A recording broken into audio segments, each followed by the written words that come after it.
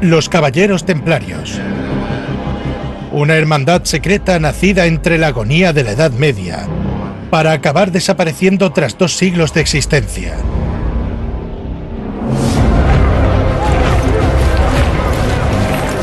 Hombres que dejaron huella en la historia y cuyas leyendas, las que los hicieron famosos, siguen vivas. Sus ropas blancas con la icónica cruz roja. Las riquezas que amasaron. Su disciplina y ferocidad en la batalla. Eran las tropas de élite, las fuerzas especiales del siglo XII. 1000 años después, estos soldados de Cristo siguen rodeados de misterio. ¿Eran sacerdotes? ¿Eran monjes? ¿Eran caballeros? ¿Qué eran? Un cronista inglés los llamó un innegable nuevo monstruo. En este episodio exploraremos la verdad detrás de los tesoros de los templarios. Había una tesorería central en la sede de la orden donde guardaban tanto dinero en efectivo como materiales preciosos, reliquias. Gracias a los expertos en la Orden del Templo, junto a una investigación donde se conserva la única prueba escrita de este periodo, revelaremos cómo los caballeros templarios se convirtieron en maestros en el arte de generar riquezas. Criadores de ovejas, agricultura, comercio de telas, fábrica de tejas, molinos de agua. Si había una forma de ganar dinero, los templarios estaban involucrados. Vemos cómo llegaban más y más donaciones. Se estaba construyendo un patrimonio en muchas regiones de Occidente. Desde la construcción de superfortalezas en Oriente hasta la gestión de los tesoros de los reyes, podemos observar la asombrosa organización económica y financiera perfeccionada por los miembros de la Orden del Templo. Tenían 141 dominios en toda Inglaterra y Gales. Eran corporaciones que estaban obligadas a invertir y maximizar las ganancias a través de tipos de comportamientos racionales. Se extendieron por Europa, desde el norte de Escocia hasta el sur de Italia y los reinos cristianos de España. Sus ingresos eran mucho mayores que los de la mayoría de los reyes. Esta es la historia real del tesoro de los templarios. Caballeros que se convirtieron en banqueros e inversores, dispuestos a hacer cualquier cosa para financiar su guerra en Tierra Santa. La historia secreta de los templarios.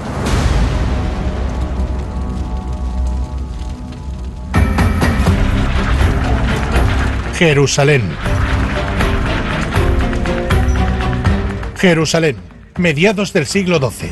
Desde que los cruzados intentaron tomar la ciudad en 1099, los ejércitos cristianos intentan preservar sus posesiones en Tierra Santa. En ese momento, los estados latinos del este, ubicados a lo largo del mar Mediterráneo, consistían en el Principado de Antioquía, el Condado de Trípoli y el Reino de Jerusalén. Rodeados por todos lados y enfrentándose a enemigos cada vez más poderosos, los combates en la región eran permanentes.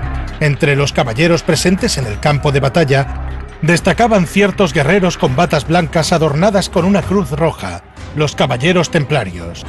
Estos monjes soldados son miembros de una hermandad creada a principios del siglo XII, bajo la autoridad del propio Papa, la Orden del Templo.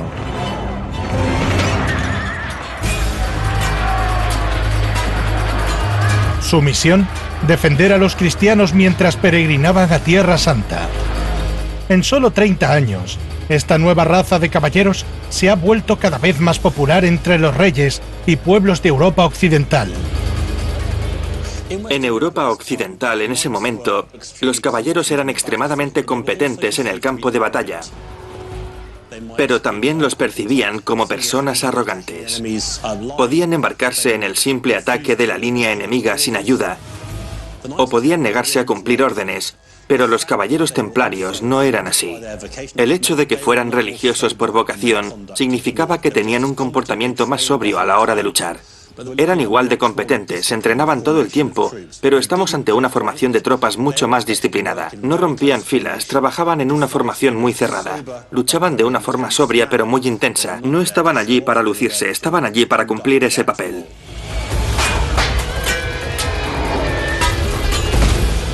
Los diversos comandantes musulmanes generalmente veían a los templarios como las tropas más peligrosas de los estados cruzados. Un indicador de cuán temidos eran como soldados era que a menudo después de una batalla todos los templarios eran ejecutados. El comandante musulmán no podía dejarlos con vida, eran demasiado peligrosos. Al mando había un caballero conocido como el Gran Maestre. El primero de ellos, Hugo de Payns, fundador de la Orden del Templo, murió en 1136. Le sucedieron Robert de Craon y luego Ebrard des Barrés. En 1152 eligieron al cuarto Gran Maestre, Bernard de Tremelaye.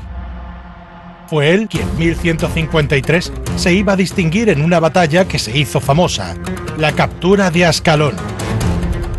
En ese momento la ciudad era un enclave musulmán dentro del reino de Jerusalén.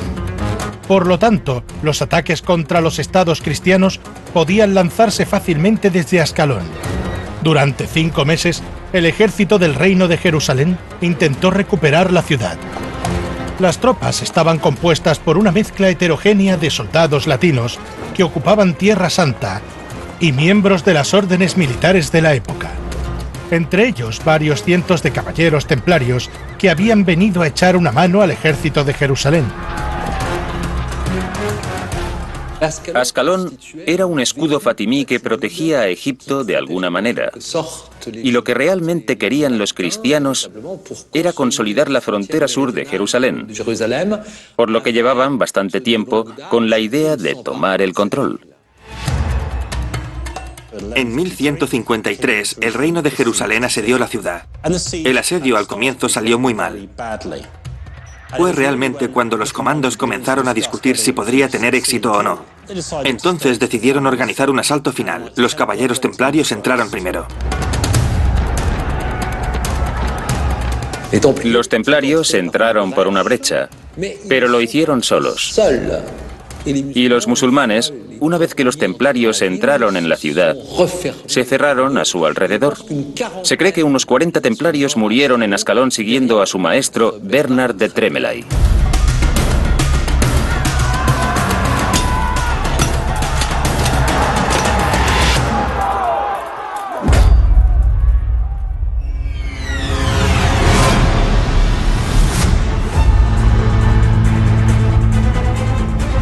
La Segunda Cruzada y toma de Ascalón promovieron aún más la fama de estos caballeros de Cristo, los cuales estaban preparados para morir por la Tierra Santa.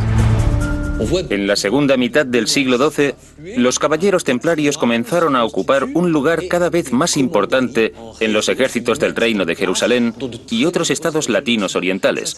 Los caballeros templarios, desde mediados del siglo XII en adelante, se ganaron una popularidad considerable en Occidente. Su descubrimiento fascinó a historiadores y arqueólogos. Una ciudad mítica con un trágico destino. Descubre los nuevos y asombrosos hallazgos en el especial Pompeya, Ciudad de Esplendor y Cenizas. Esta noche, solo en Canal Historia.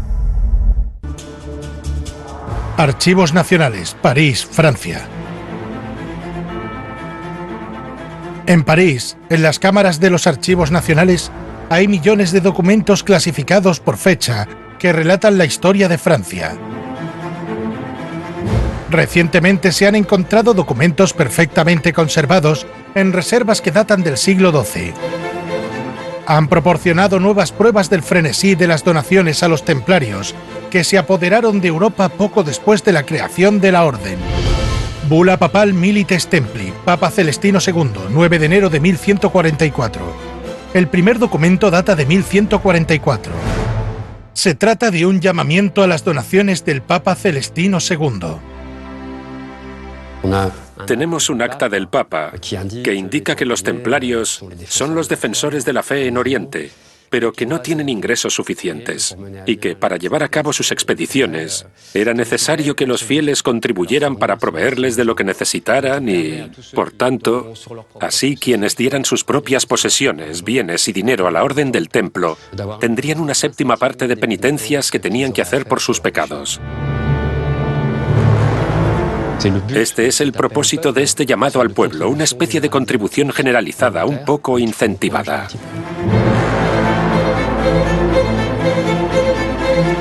La Orden del Templo recibió así donaciones de todas las partes de la población. Los mismos templarios contribuyeron al desarrollo de su institución, renunciando a sus posesiones en favor de la Orden. Los nobles franceses también participaron en la recaudación de fondos. La prueba es este documento de 1159, firmado por Enrique II, conde de Champaña. Regalo de Enrique II, conde de Champaña, Provence, 1159. Yo, Enrique, conde palatino de Troyes, notifico en el presente y el futuro que mi padre, el conde Teobaldo, ha entregado 7 marcos de plata a los hermanos del templo. Yo, para la salvación de su alma y la mía, les he dado 24 libras del impuesto de Troyes, 12 de la feria de Saint-Rémy y 12 de la feria de Saint-Jean, y les concedo que las posean a perpetuidad. Y para que esto se establezca, he ordenado que se escriba y que se confirme con la impresión de mi sello. Los tonliers son los impuestos que pesan sobre las ventas y las compras, por lo que es un impuesto comercial. Las ferias de Champaña estaban en auge y proporcionaban unos ingresos muy precisos que permitían acumular efectivo cada año. El pueblo, los caballeros, los nobles, pero también los reyes. Ricardo I, conocido como Ricardo Corazón de León, rey de Inglaterra, a finales del siglo XII también fue un ferviente defensor de la causa templaria. Este es uno de los pocos documentos de Ricardo Corazón de León, rey de Inglaterra, duque de Normandía, quien valida todos los bienes de la Orden del Templo en Normandía, ya que es el duque de Normandía. Ricardo, por la gracia de Dios, rey de los ingleses, duque de Normandía y conde de Anjou. Confirmo las donaciones realizadas a los hermanos de los caballeros templarios del Templo de Salomón en Normandía, es decir, tierras y hombres. No pagarán impuestos ni peajes de tránsito. Este acto está dirigido a los arzobispos, obispos, senescales, mis agentes y mis fieles en toda Normandía. Esta ley se implementó en esta forma, o en forma de copias auténticas, a todas las instituciones administrativas financieras del Ducado de Normandía.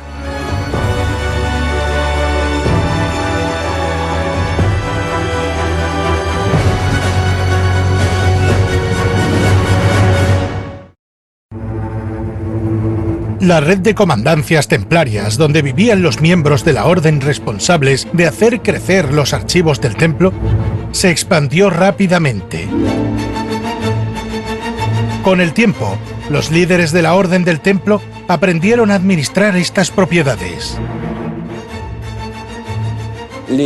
Las comandancias también se establecieron cerca de terrenos de fácil desarrollo. Utilizaron redes viales y fluviales, no solo para equipos hidráulicos, sino también náuticos, para poder mover con mayor facilidad sus mercancías a Tierra Santa a través de los puertos de Marsella, Aigues-Mortes o Montpellier, con la ayuda de caballos y hombres. Todavía tenían que estar cerca de las redes de transporte, porque el objetivo final era llevar todos estos productos a los puertos del Mediterráneo. No sabemos exactamente cuántos mandos tenían los templarios, pero estaban cerca de los 900, y estos se extendieron por Europa desde el norte de Escocia hasta el sur de Italia y los reinos cristianos de España. En cada una de estas comandancias tenían 30, 40 o 50 personas, por lo que hablamos de miles de personas.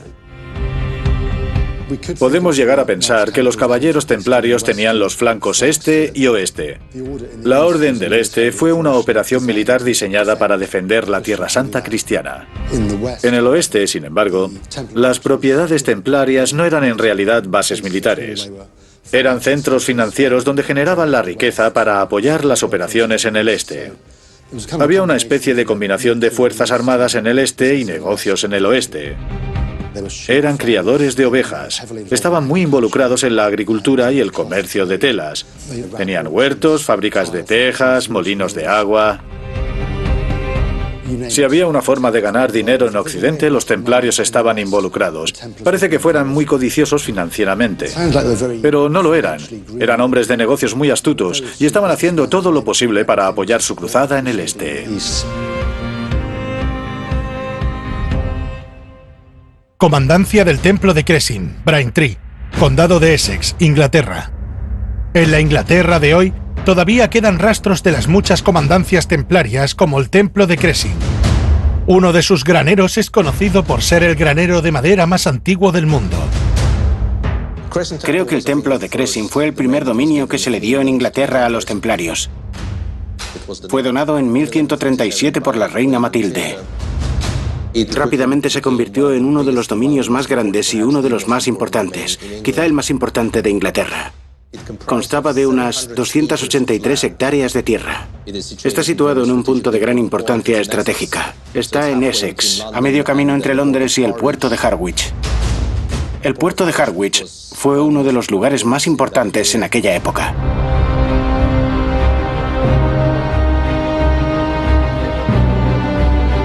Después del Templo de Cressing, las donaciones de aristócratas ingleses a la Orden del Templo continuaron llegando. Luego aparecieron comandancias en los condados de Essex, Lincolnshire, Norfolk y así gradualmente en todo el territorio inglés.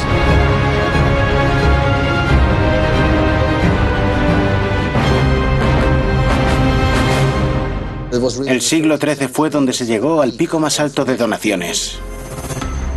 Enrique III de Inglaterra en particular era un entusiasta de los templarios, y los nobles imitaban el comportamiento real. Podemos decir que la orden poseía el mayor número de latifundios en Inglaterra. Tenían 141 dominios en toda Inglaterra y Gales. Estamos hablando de algo que comprende al menos 24.000 hectáreas, de las cuales 12.000 estaban bajo cultivo directo. Los templarios fueron sin duda una de las instituciones más ricas de Inglaterra. Estaban tratando de maximizar las ganancias y la productividad en los dominios locales. Exhibían una mentalidad y un comportamiento muy similar a lo que vemos hoy en el siglo XXI. Me refiero a que estas eran corporaciones muy racionales que estaban obligadas a invertir y maximizar las ganancias a través de tipos de comportamiento racionales. En cada mansión había un oficial especial al que llamaban agente de impuestos o administrador que se encargaba de las actividades agrícolas y la siembra de cultivos locales, así como de supervisar el ganado. Era responsable de la comercialización de los productos tanto arables como ganaderos.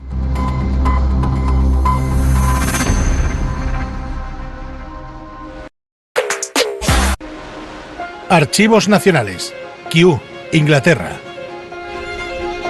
En los Archivos Nacionales de Inglaterra, ubicados en Kew, cerca de Londres, se encuentran los únicos archivos de este periodo que dan una idea precisa de las posesiones de los comandantes templarios y el dinero que generaban cada año.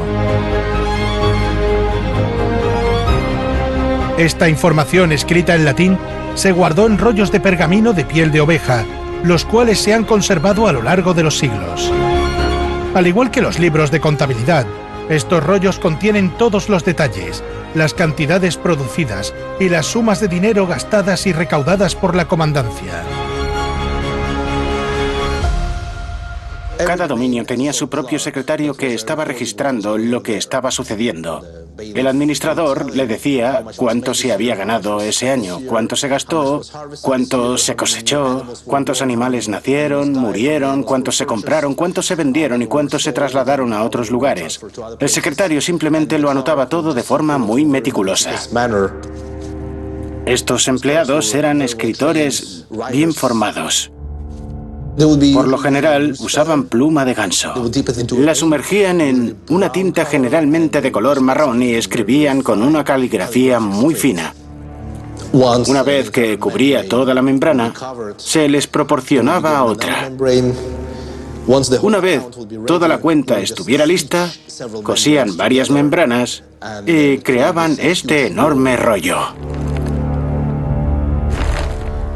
Otro registro de cuentas de un área también ubicada en Lincolnshire muestra que los templarios ingleses no se contentaban con vender sus productos solo en los mercados locales. Rollos de cuentas, Comandancia Willowton, Reino Unido, también estuvieron presentes en el comercio internacional. Hemos producido 3.002 vellones de lana, que en conjunto pesaban 2.200 kilos. En este pergamino, por ejemplo, se especifica el comprador de la lana, la empresa Balardi, una de las familias de comerciante de lanas italianas más importantes de la época. Con las ventas de estos productos, cada comandancia templaria generó ingresos considerables. En este año hemos ganado 315 libras, 8 chelines, 8 peniques y un cuarto. Si tomamos todas las propiedades de los templarios en un año determinado, en un año promedio, se esperaría que los templarios generaran ingresos de aproximadamente 4.500 libras al año. Estamos hablando de algo que hoy se puede traducir en una cifra de 6 dígitos en el dinero contemporáneo. Estamos hablando de algo que podría superar en algunos años lo que ganaba el rey. La posesión de los caballeros templarios tanto en Europa occidental como en los Estados Cruzados fue realmente sustancial. Tenían enormes propiedades de tierra, lo que los convirtió en uno de los mayores terratenientes de la cristiandad occidental. Sus ingresos eran mucho mayores que los de la mayoría de los reyes. Londres. Los ingresos de cada comandancia inglesa se transfirieron a la sede en Londres, la Iglesia del Templo, donde se consolidaron y contabilizaron las posesiones de la orden. A lo largo de los años, los miembros de la Orden del Templo mejoraron su experiencia en el desarrollo económico y la administración de su dinero. Tanto es así que se convirtieron en los banqueros de los reyes.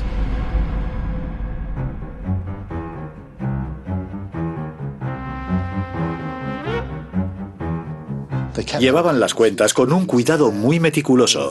Eran muy cautelosos con sus inversiones y demás. Y también trabajaban muy duro.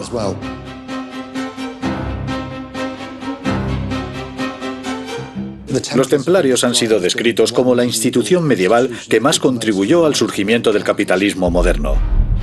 Suena un poco materialista, pero si lo piensas bien, los templarios juraron defender la Tierra Santa, y todo lo que hicieron, lo hicieron con eso en la mente. Esa era su razón de ser, la defensa de la Tierra Santa. La Orden de los Templarios no solo reunió a personas que querían luchar, sino que reunió a personas de orígenes diferentes, incluidas personas que tenían varios oficios o habilidades artesanales, así como habilidades financieras. Con esto pudieron desarrollar sus propiedades, llevar a cabo programas de construcción, pero también convertirse en financieros muy capaces. Tan capaces que fueron empleados por los reyes de Francia e Inglaterra para administrar sus tesorerías. La Iglesia del Templo, a los ojos de los templarios y también a los de la familia real y la nobleza, era considerada como una caja de seguridad. Podían depositar sus objetos de valor, su dinero o sus joyas, y podían estar seguros de que estaban en buenas manos. Pero también todas las ganancias de dinero que provenían de diferentes propiedades acababan aquí.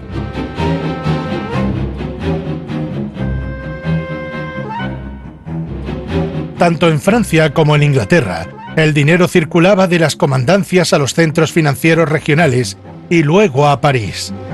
Aquí es donde se encontraba la sede de la Orden, en la Torre del Templo.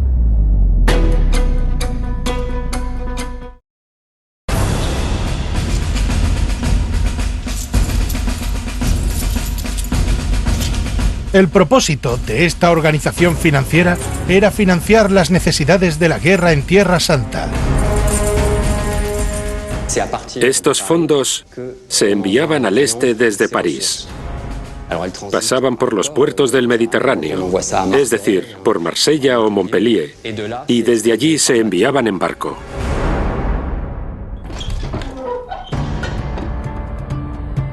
El establecimiento de redes seguras de transporte financiero y cajas fuertes dentro de los bancos depositarios permitió a los templarios establecer un sistema innovador. específicamente destinado a los peregrinos para que lo utilizaran en su viaje a Tierra Santa. Desarrollaron un sistema de notas de crédito, algo parecido a un banco. Podías depositar dinero en la sede templaria en París y peregrinabas a Jerusalén. Luego ibas a la sede de los templarios en Jerusalén y decías, bueno, he depositado una cierta cantidad en París. Necesito sacar dinero para financiar el resto de mi peregrinaje.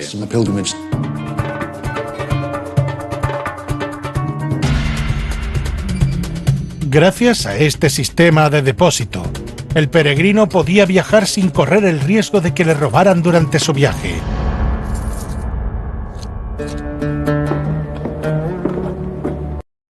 Historia.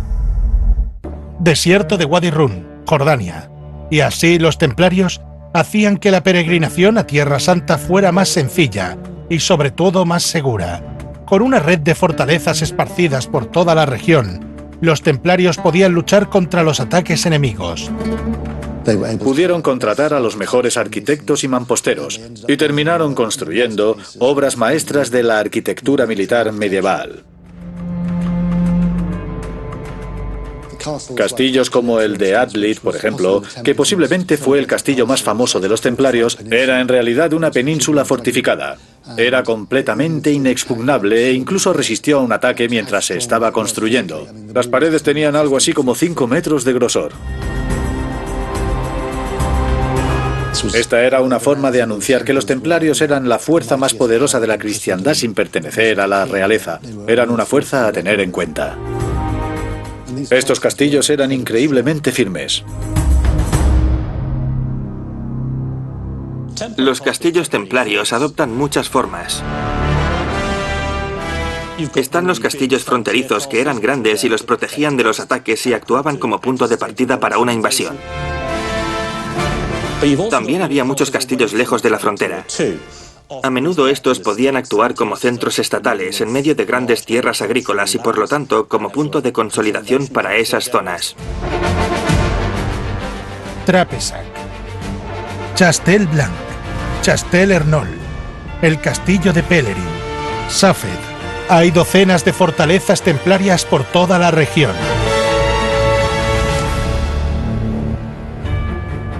Hoy, los restos de los caballeros templarios se pueden encontrar en Palestina, Israel, Líbano, Chipre, Jordania, Siria y Turquía. Castillo de Atlit, Israel. Estas huellas dan testimonio del poder de la Orden del Templo en Tierra Santa en aquella época. El paso fronterizo más expuesto del siglo XII, donde los caballeros templarios tenían muchas fortalezas, estaba ubicado al norte del Principado de Antioquía, en una región llamada Montaña Amanus, en la frontera de lo que hoy es Turquía y Siria. Ahí es donde los caballeros templarios habían establecido al menos media docena de castillos en la ruta de peregrinaje que conecta el puerto de Jaffa con Jerusalén. Se sabe que los templarios repartieron sus fortalezas de manera regular, aproximadamente un día a pie de distancia entre cada una de ellas. Pero a pesar de las grandes sumas de dinero acumuladas en Occidente, la necesidad de financiación para la guerra en Oriente sigue creciendo. Los estados latinos están bajo constante amenaza de ataque. Y con más amenazas llega la necesidad de tener más caballeros, más comida, más armas y más castillos por construir, fortificar y proteger. El costo de mantener el número de caballeros que tenían y las propiedades de la cruzada, así como sus compromisos en otros lugares, fue enorme. El costo de construcción de un solo castillo templario era de 1,1 millones. En la actualidad, el dinero ascendería a miles de millones, pero estamos hablando de sumas mucho mayores que los ingresos de un rey promedio para construir ese castillo. Y los templarios poseían decenas de castillos en los estados cruzados, por no hablar de los puertos que tenían que mantener, las rutas de peregrinaje, las tropas, los estados y todas las demás cosas que influían en sus finanzas. Jerusalén, Israel. A finales del siglo XII, la situación militar era cada vez más tensa. Sobre todo porque en medio de todas las fuerzas musulmanas que se estaban destrozando entre sí en la región, un nuevo líder estaba surgiendo, Saladino. Nacido en la actual Irak, Saladino es el fundador de la dinastía ayubí que logró unificar Egipto y Siria y conquistar Yemen. Rápidamente se estableció como la principal amenaza para los estados latinos orientales y en particular para el Reino de Jerusalén. Probablemente el Reino de Jerusalén no era su principal objetivo. Pero cuando conquistó Egipto, esta franja de tierra, que incluía el Reino de Jerusalén, ya estaba rodeada por los musulmanes. Así que parecía realmente difícil proporcionar una defensa. Guido de Lusignan, rey de Jerusalén. En aquel momento el rey de Jerusalén se llamaba Guido de Lusignan. El reino estaba compuesto por varios feudos, cada uno controlado por su propio señor. Entre ellos, el señorío de Transjordania. A la cabeza, Renaud de Chatillon, conocido por sus actos de violencia. En 1187, atacó a un grupo de civiles musulmanes que pasaba por su territorio en su camino de El Cairo a Damasco y saqueó todas sus propiedades. Este suceso desencadenó la ira del propio Saladino. Para vengarse, ordenó un ataque a la fortaleza de Kerak, capital del señorío de Transjordania. El rey de Jerusalén sentía que la situación podía empeorar, por lo que se apoyó en su consejero más cercano, Gerard de Riedford, 10º gran maestre de la Orden del Templo. Gerard de Riedford fue un hombre muy importante en el Reino de Jerusalén. Ante la amenaza que suponía Saladino, Guido de Lusignan envió a Gerard de Riedford como embajador ante el conde de Trípoli. El rey de Jerusalén tenía como objetivo formar una alianza con el conde Trípoli para enfrentarse a Saladino, pero en su camino, Gerard de Riedford demostró lo imprudente que era. Gerard de Riedford, confiado, atacó a un contingente musulmán con solo 140 caballeros. Pero había subestimado gravemente la situación y tuvo que enfrentarse a una fuerza enemiga de 7.000 hombres. La batalla, que lleva el nombre de los manantiales de Cresson, donde tuvo lugar, fue una verdadera masacre. Fue una derrota aplastante. La mayoría de los templarios se comprometieron. Murieron unos 80 hermanos y muy pocos escaparon, incluido el maestre. Gerard de Riedford, lejos de las enseñanzas de sus distinguidos predecesores al frente de la Orden del Templo, decidió dejarse guiar por su orgullo. Ofendido por haber sido derrotado en la batalla, empujó a Guido de Lusignan, rey de Jerusalén, a contraatacar. Mientras las tropas de Saladino asediaban Tiberíades, los cristianos se dirigieron a la ciudad para desafiarlos. Guido de Lusignan, por tanto, pasó a la ofensiva y decidió perseguir a Saladino con todo el ejército de Jerusalén, es decir, unos 20.000 hombres. Se adentraron en regiones muy escarpadas y secas entre Séforis y Tiberíades en pleno verano. Y allí estaban rodeados de musulmanes. Es en Hattin, cerca del lago Tiberíades, donde tuvo lugar una de las batallas más sangrientas del siglo XII. Agotadas y sedientas, las tropas cristianas eran demasiado débiles para defenderse de los hombres de Saladino. El 4 de julio de 1187 se inició la batalla en Hattin en las peores condiciones para los cristianos.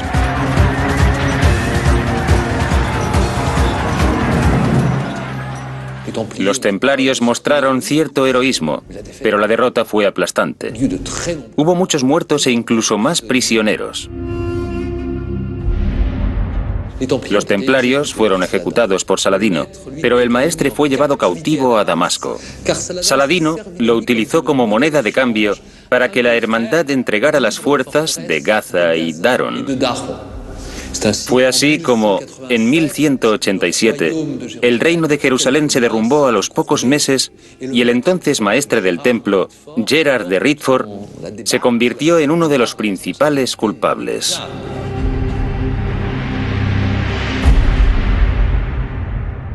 El reino de Jerusalén solo tenía un ejército. No tenía una mano de obra militar tan desarrollada como para poder levantar nuevas fuerzas, por lo que en Hattin el ejército cristiano no fue simplemente derrotado, sino aniquilado.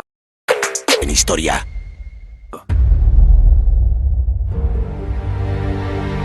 Realmente no hubo nada que impidiera que Saladino conquistara el resto del reino de Jerusalén, así que Jerusalén cayó unos meses después. Menos de un siglo después de que los cristianos tomaran Jerusalén en la primera cruzada de 1099, la ciudad santa volvió a caer en manos de los musulmanes. Cuando la noticia de la pérdida de Jerusalén en la batalla de Hattin llegó a Europa occidental, provocó un tremendo clamor. Se dice que el Papa murió de la conmoción. En Jerusalén, los cristianos se vieron obligados a abandonar la ciudad santa y la residencia del templo tomó el nombre de la mezquita de Al-Aqsa.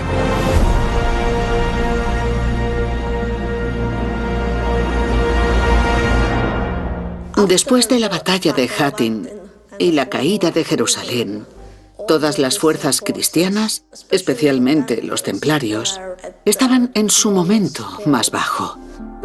Necesitaban más tropas del oeste para ayudar a restaurar el poder localmente. Así que esa fue la primera tarea de la orden, para sostener a los pocos que todavía estaban allí, para reforzarlos. Necesitaban ayuda para sobrevivir.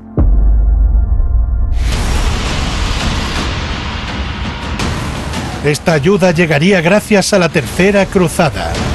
Financiada por un impuesto bautizado como el diezmo de Saladino y recaudado por los mismos templarios, esta cruzada movilizó a miles de hombres. Felipe II, rey de Francia, llegó a Tierra Santa en abril de 1191 con 6 barcos. Ricardo Corazón de León, rey de Inglaterra, llegó en junio con 200 barcos y una carga de oro. Nada más llegar, consiguió que uno de sus consejeros más cercanos, Robert de Sable, fuera elegido gran maestre de la Orden del Templo. Durante varios meses, los cruzados lucharon contra las tropas de Saladino para recuperar las tierras perdidas en la batalla de Hattin. Durante esta tercera cruzada, la isla de Chipre cayó en manos de los cristianos, que también consiguieron retomar varias ciudades a lo largo de la costa. Ascalón, Jaffa, Arsuf, Cesarea, Tortosa, Maraclea y sobre todo Acre. Pero Ricardo Corazón de León y su ejército no lograron recuperar Jerusalén. La Tercera Cruzada no fue un éxito ni para Saladino ni para Ricardo. Por un lado, Saladino había retenido Jerusalén y ese era su gran objetivo. Pero por otro lado, el costo de mantener su control sobre Jerusalén había sido extremo. Desde la perspectiva de Ricardo tampoco fue un éxito. No había recuperado Jerusalén y ese era su gran objetivo. El 2 de septiembre de 1192, Ricardo Corazón de León y Saladino firmaron el Tratado de Ramla. El reino de Jerusalén se restauraba, pero sin Jerusalén. Acre se convertiría en su capital. Desierto de Negev, Israel. Saladino murió al año siguiente. A lo largo del siglo XIII, los templarios de Oriente intentaron a toda costa defender esta franja de tierra cristiana a lo largo de la costa mediterránea entre Antioquía y Ascalón.